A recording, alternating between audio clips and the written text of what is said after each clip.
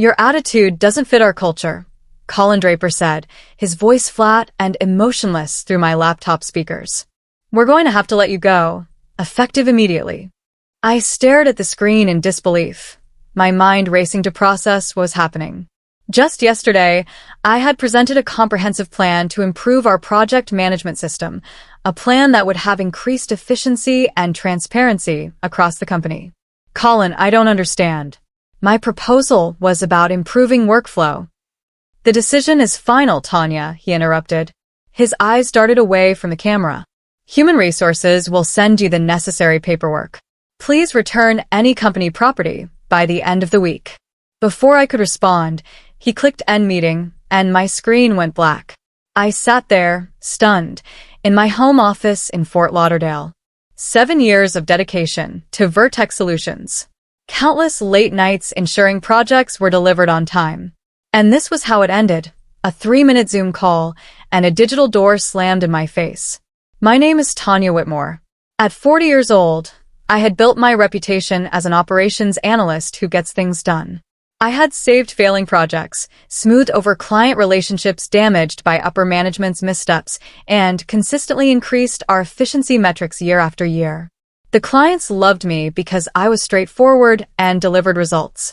What Colin didn't mention, what he carefully avoided saying, was that my proposed system would have revealed exactly how he and other executives were misallocating resources. The new tracking tools would have shown, with uncomfortable clarity, how budgets were being inflated and timelines manipulated to cover for poor planning at the top. I glanced at my notebook where I had jotted down the key points of my presentation. Next to it was my phone, which had already begun to vibrate with messages from concerned colleagues who had heard the news. I didn't pick it up. Instead, I opened my laptop and created a new document. At the top, I typed, Whitmore Consulting Group, Business Plan. A strange calm settled over me. I had expected to feel rage or despair, but instead, I felt something different. Clarity. I had spent years building relationships with our clients, understanding their needs, and delivering solutions that actually worked.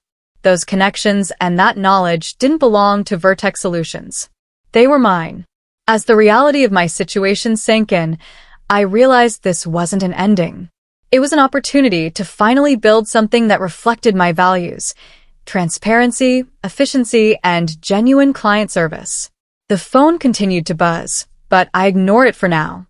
I had planning to do. I had always been the problem solver, the fixer. When I joined Vertex Solutions 7 years ago, they were a struggling project management firm, barely staying afloat in a competitive market. Their processes were outdated, their client communication was inconsistent, and their reputation was suffering.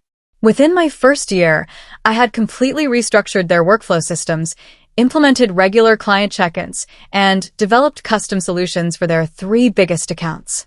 Colin, who had just been promoted to Chief Operations Officer back then, took credit for most of my innovations during executive meetings. But I didn't mind. I believed in the work, not the recognition. You're invaluable, Tanya, he would say after I salvaged yet another project that had been mismanaged from the start. The clients trust you. It was true.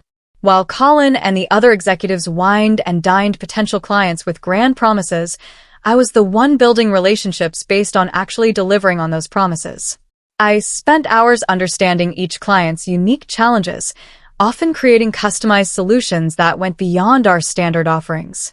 James Henderson from Trixa Corp once told me, "I don't care who's officially in charge. We know you're the one making things happen."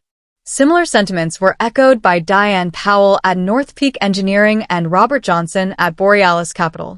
They all knew who to call when they needed straight answers and real solutions. My husband, Tyler, had been telling me for years that I was undervalued at Vertex. "You're carrying that company on your shoulders," he would say as I worked late nights fixing problems I hadn't created. "One day, you should strike out on your own." I always dismissed the idea. I had job security, a decent salary, and I was making a difference, even if it wasn't always recognized. Besides, starting over seemed daunting and risky. What Tyler couldn't see, what I was only beginning to realize myself, was how the company culture had been slowly deteriorating. The focus had shifted from client satisfaction to executive bonuses. Projects were being understaffed while budgets mysteriously increased.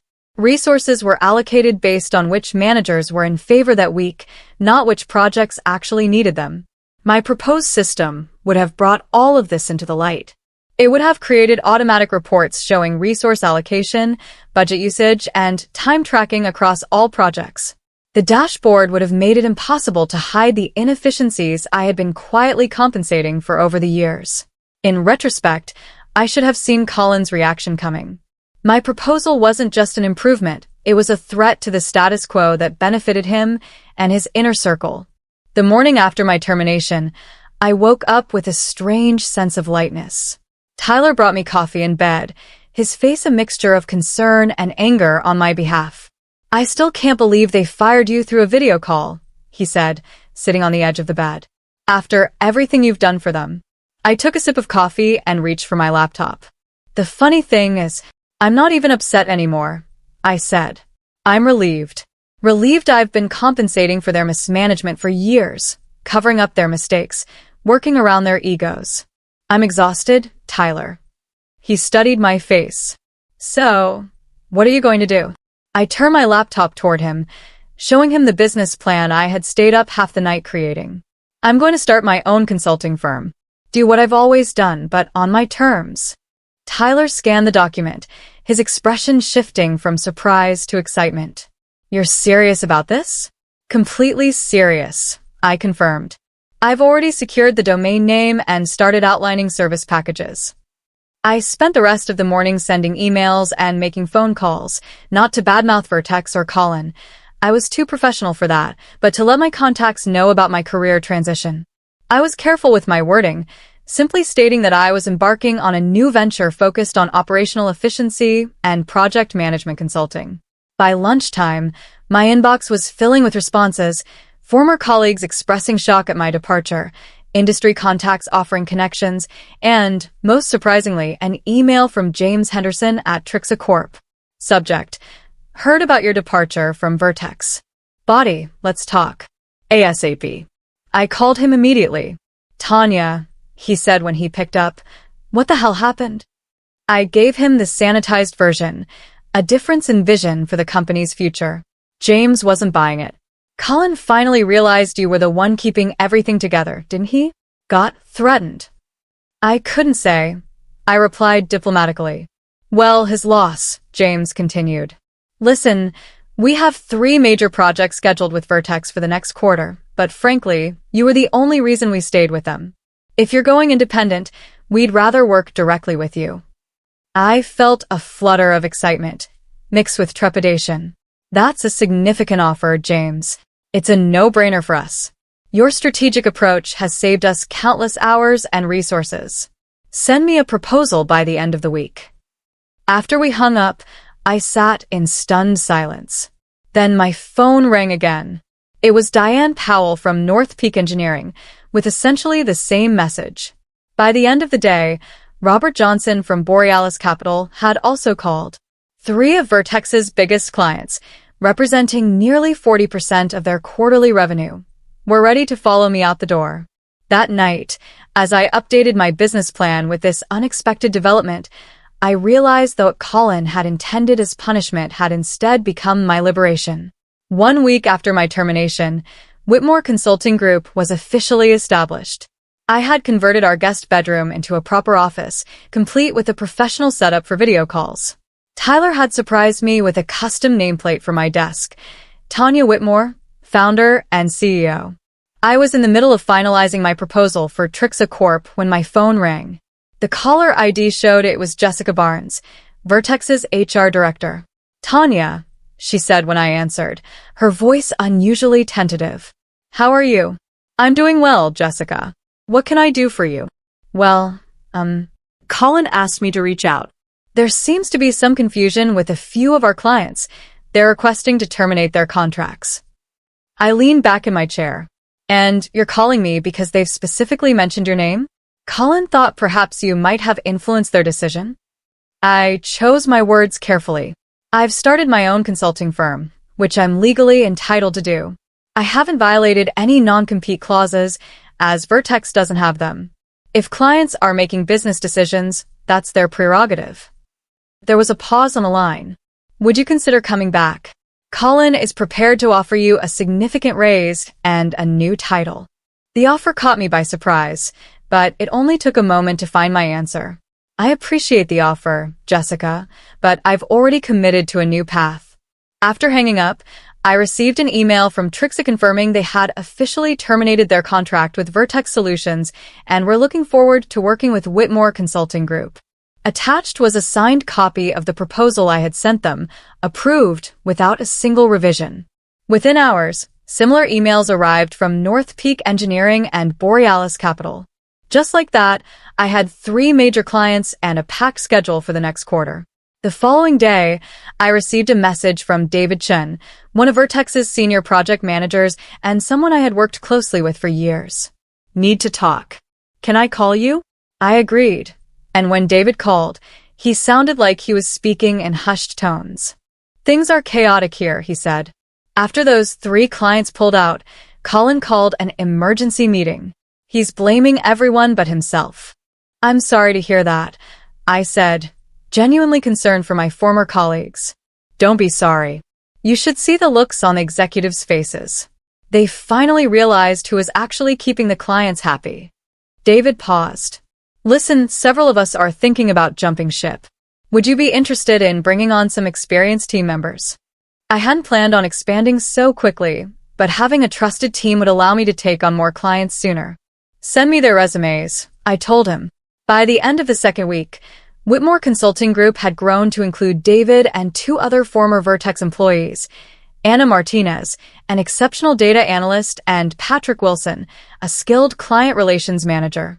We set up shop in a small but professional office space I leased in downtown Fort Lauderdale. It was a stretch financially, but I knew the importance of presenting a credible business image to prospective clients. What I didn't realize was how quickly word would spread in our industry. My phone was ringing constantly with inquiries from potential clients who had heard about the new firm started by that miracle worker from Vertex. Meanwhile, I heard through industry contacts that Colin was scrambling to prevent further client defections. He had finally begun implementing some of the very changes I had proposed. Too little too late.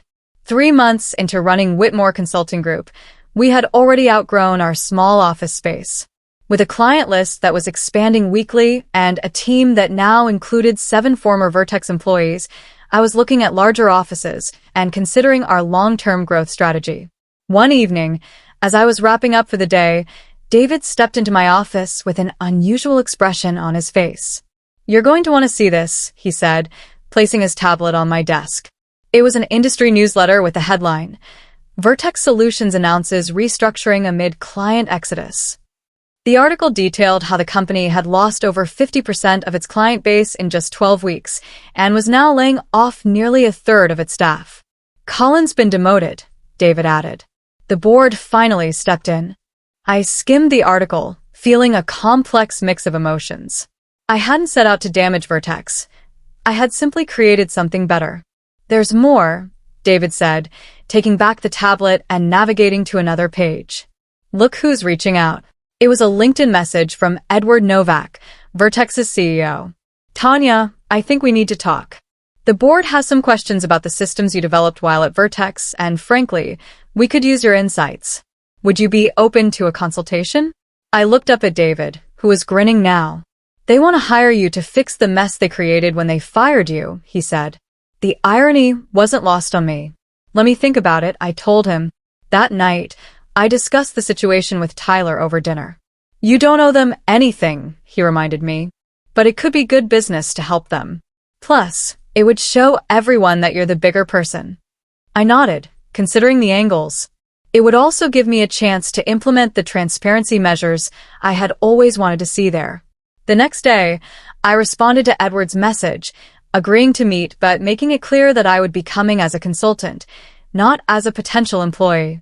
The meeting was set for the following week at Vertex's headquarters.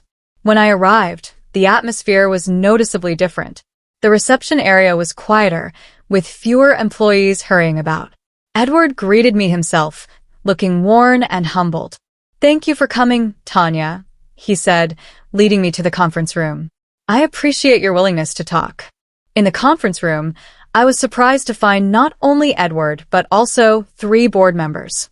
Colin was conspicuously absent. Before we begin, Edward said once we were all seated, I want to apologize for how your departure was handled. It was unprofessional, and as we've now realized, extremely short-sighted. One of the board members, an older woman I recognized as Victoria Winters, spoke up. We've reviewed your proposal for system improvements from before your termination. It's exactly what this company needs and, frankly, should have implemented years ago. We'd like to hire Whitmore Consulting Group to implement those systems, Edward explained. We're prepared to offer a very competitive contract. I listened carefully, asking detailed questions about their expectations and timeline. It was a substantial project that would require significant resources for my growing company. As our meeting concluded, Victoria walked me to the elevator. Off the record, she said quietly, Colin's decision to let you go might have been the most expensive mistake in this company's history. Some of us on the board are still trying to understand how it happened. I smiled politely. Sometimes it takes a disruption to see what's really valuable. As the elevator doors closed, I felt a sense of vindication wash over me. Not because Vertex was struggling, but because my worth had finally been recognized. Not just by them, but by the entire industry. The contract with Vertex turned out to be just the beginning. As news spread that Whitmore Consulting Group was now working with the very company that had fired its founder, our credibility in the industry soared. Businesses were intrigued by a consultancy that could deliver such value that even a former employer would swallow their pride to work with them. 6 months after launching my company, we had moved into a spacious office in a prestigious building in downtown Fort Lauderdale. Our team had grown to 15 employees, most of them specialists I had handpicked for their exceptional skills and client-focused mindset. On the day we signed our 10th major client, I organized a small celebration in the office. As we were raising glasses of champagne to toast our success, my assistant informed me that someone was asking to see me in reception. To my surprise, it was Colin Draper. Do you have a minute? He asked, looking uncomfortable in our sleek reception area. I led him to my office, curious about his unexpected visit. Congratulations on your success, he began awkwardly, gesturing at the office around us. You've built something impressive here. Thank you, I replied neutrally. What can I do for you, Colin? He shifted in his seat. I'm not here on behalf of Vertex. I was let go last month. I didn't respond, waiting for him to continue. The transparency systems you implemented revealed some discrepancies in my management decisions. He cleared his throat. The board wasn't pleased. I couldn't help but appreciate the irony. The very system he had fired me for proposing had ultimately exposed his mismanagement. I'm sorry to hear that, I said, though we both knew I wasn't. Look, Tanya, he said, leaning forward. I know I made a mistake with you. I was protecting myself instead of doing what was right for the company. But I'm good at what I do when I have the right guidance. He took a deep breath. I'm here to ask if you might have a position available. The request was so unexpected that for a moment I couldn't respond. Colin Draper, the man who had fired me via Zoom without warning or discussion, was asking me for a job. I studied him carefully. Was this genuine humility or just another self-serving move? Colin, I said finally, my company is built on transparency, collaboration, and genuine client service. Those aren't just buzzwords here. They're how we operate every day. He nodded quickly. That's exactly why I want to work with you. I've learned from my mistakes. I considered his request. Hiring Colin would be seen as either an incredible act of forgiveness or a foolish decision to bring in someone who had already proven his character. I don't have a position for you, I said at last, watching his face fall. But I do have some contacts in the industry who might make some calls on one condition. What's that? He asked eagerly. That you understand what actually happened between us. I wasn't fired because my attitude didn't fit the culture. I was fired because I threatened a system that was benefiting you at the expense of clients and colleagues. Colin had the decency to look ashamed. You're right. And I've paid for that mistake, he said. As I walked him out, I realized that my company's success, wasn't just measured in clients and revenue. It was also reflected in this moment, having the confidence and security to face a former adversary without bitterness. Later that afternoon, I made those calls as promised, not because Colin deserved my help, but because it was the kind of leader I had chosen to be, one who values growth and second chances, even for those who hadn't offered me the same. 1 year after being fired over Zoom, I stood at the podium as the keynote speaker at the annual Project Management Excellence Conference in Miami.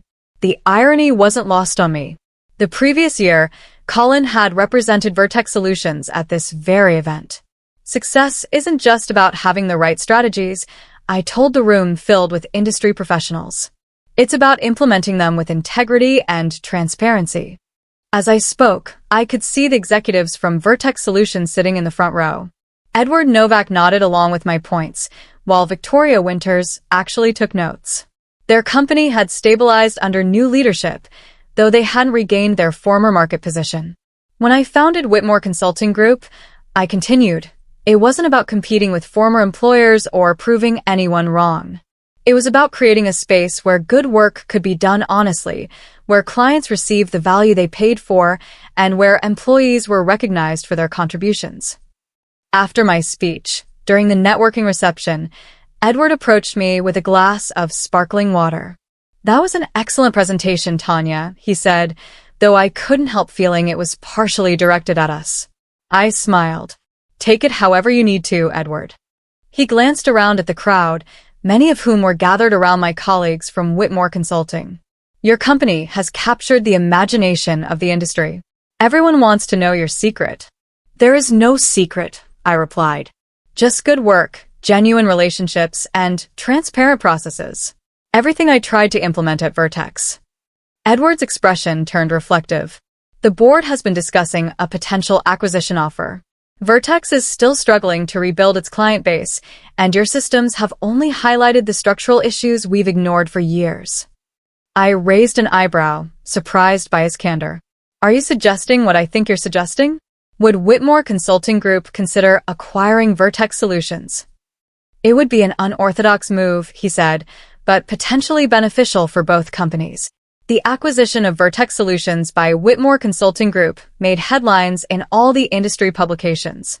What began as my personal revenge tale had transformed into a business success story that would be taught in management schools. We retained most of Vertex's remaining employees, integrating them into our more transparent culture. Some adapted readily to the change, while others struggled with the accountability our systems demanded. Colin, who had found a position with a smaller firm thanks to my recommendation, sent me a congratulatory email that read simply, "You built something remarkable from adversity. I'm learning from your example." On the day we finalized the acquisition, I invited the original team members who had joined me in those early days to a private dinner. "I never imagined we'd end up here," David said, raising his glass. "From that tiny office to owning the company that let us go." Anna laughed. "I remember when we were scraping together equipment and working ridiculous hours. Now look at us." I looked around the table at the people who had taken a chance on my vision when it was nothing more than a defiant response to being dismissed. I couldn't have done any of this without all of you believing in what we could build together. Patrick, who had recently been promoted to head our client relations department, spoke up. "You know what the best part is? We didn't have to compromise who we are to get here. We won by being better, not by being ruthless." As we celebrated, I reflected on the journey.